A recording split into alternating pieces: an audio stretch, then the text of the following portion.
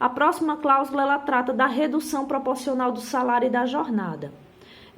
As medidas que foram propostas aqui nesse termo aditivo, em sua maioria estão de acordo com o que determina a MP 936.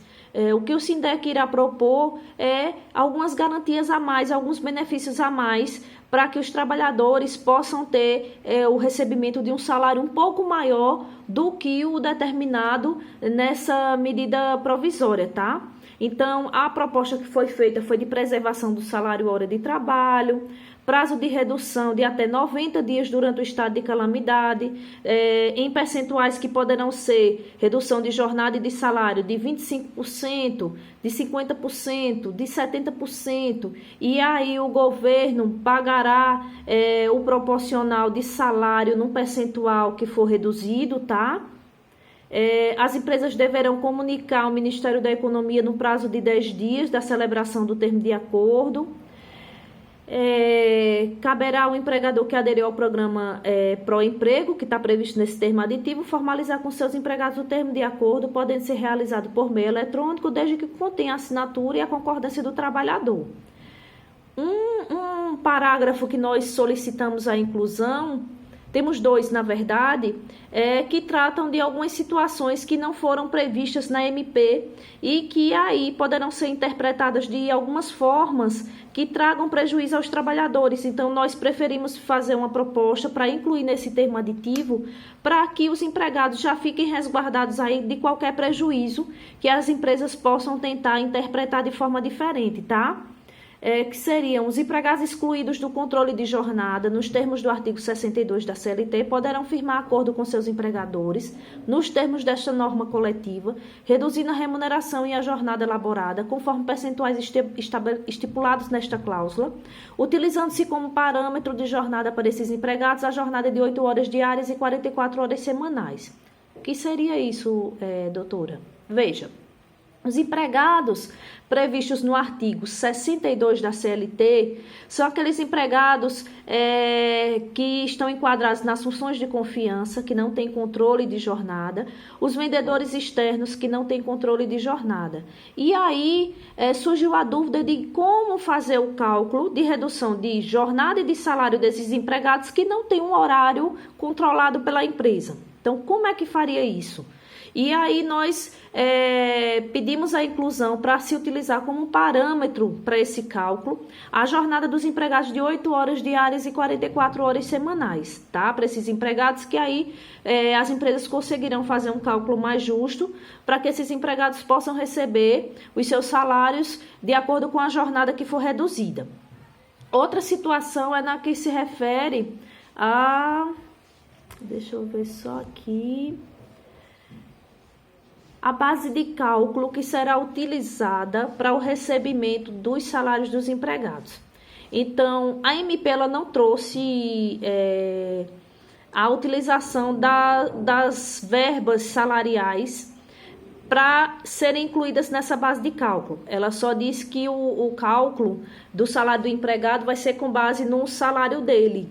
E aí nós pedimos para incluir, tá, um parágrafo acrescentando o quê? As comissões, os adicionais, a quebra de caixa, as gratificações de função e demais verbas salariais entram na base de cálculo para a redução proporcional da jornada e do salário, e não apenas o salário do empregado, porque se fosse ser utilizado o salário do empregado, o empregado, quando fosse receber o seu salário de acordo com a jornada reduzida, ele teria um prejuízo bem maior.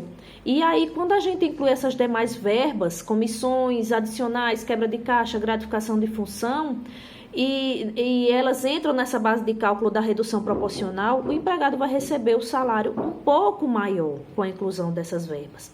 Ficando esclarecido que, no caso de horas extras, elas apenas entrarão na base de cálculo se aquele empregado que estiver realizando uma jornada reduzida, ele vier a realizar hora extra, que nada impede. E aí o empregador deveria incluir na base de cálculo essas horas extras. Se ele não for realizar hora extra, elas não entrariam, mas só as demais verbas que eu já citei. Outra situação que a gente pediu para incluir aqui também foi no caso de comissionistas, né? como é que seria feito o cálculo dos empregados comissionistas para que eles possam receber ou esse salário proporcional à jornada reduzida ou no caso de suspensão?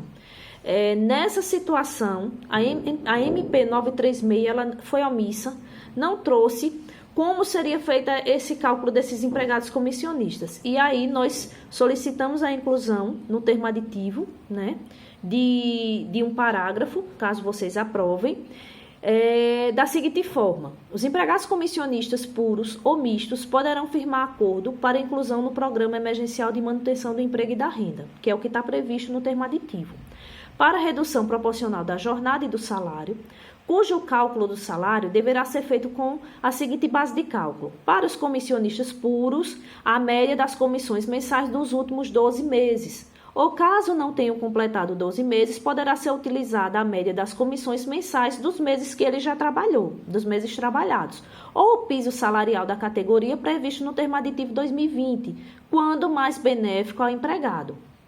Para os comissionistas mistos, a soma do salário fixo e da média das comissões mensais dos últimos 12 meses, ou caso não tenham completado os 12 meses, poderá ser utilizada a média das comissões mensais dos meses trabalhados, tá? Então, esse parágrafo aqui, ele trará um benefício maior para os empregados que terão um salário maior calculado, porque a base de cálculo utilizada, ela vai utilizar aí a média dos últimos meses de comissões desses empregados, tá? Vamos lá. Da suspensão temporária do contrato de trabalho. As regras propostas para serem incluídas no termo aditivo foram com base na MP 936, com alguns benefícios a mais que a gente solicitou inclusão, tá? O prazo de suspensão do contrato de trabalho poderá ser de até 60 dias e fracionado por dois períodos de 30 dias. Então, as empresas poderão utilizar ou o prazo total de 60 dias ou o prazo de 30 dias mais 30 dias, tá certo? Percepção de 100% do valor do seguro-desemprego que vai ser pago ao empregado para as empresas de pequeno porte, que são aquelas que recebem até 4.800.000 reais, ou percepção de 70% do valor do seguro-desemprego pago pelo governo ao empregado e 30% que será pago pelas empresas ao empregado para empresas com valores acima de 4.800.000, que são empresas já de grande porte, tá? As empresas deverão comunicar a suspensão do contrato ao Ministério da Economia no prazo de 10 dias. E aí tem um benefício que nós solicitamos a inclusão. Por quê? Porque quando foi feita a proposta pelo sindicato patronal, eles solicitaram que a empresa enquadrada seria na linha C, aquela que o governo paga 70% do seguro e ela paga 30%. Ela deverá efetuar o pagamento dos 30% sobre o salário do trabalhador. Essa foi a proposta feita pelos sindicatos patronais. E aí o SINDEC vai fazer a proposta de que esse cálculo não seja feito sobre o salário, mas sobre a remuneração, incluindo aí todas as parcelas salariais, para que o empregado possa receber um valor de salário maior, porque aí seria utilizado como base de cálculo o salário e as demais verbas salariais, incluindo gratificações, adicionais, quebra de caixa. Então, sobre a remuneração do trabalhador, será muito mais benéfico. Sendo que esse pagamento dos 30%, sobre ele não vai incidir INSS nem FGTS, isso é uma determinação da MP 936, e o empregado ele fica autorizado a recolher nesse mês, em relação ao INSS dele, como segurado facultativo, tá? A empresa não faria esse recolhimento esse mês. E aí se aplica, nesse caso de suspensão do contrato de trabalho,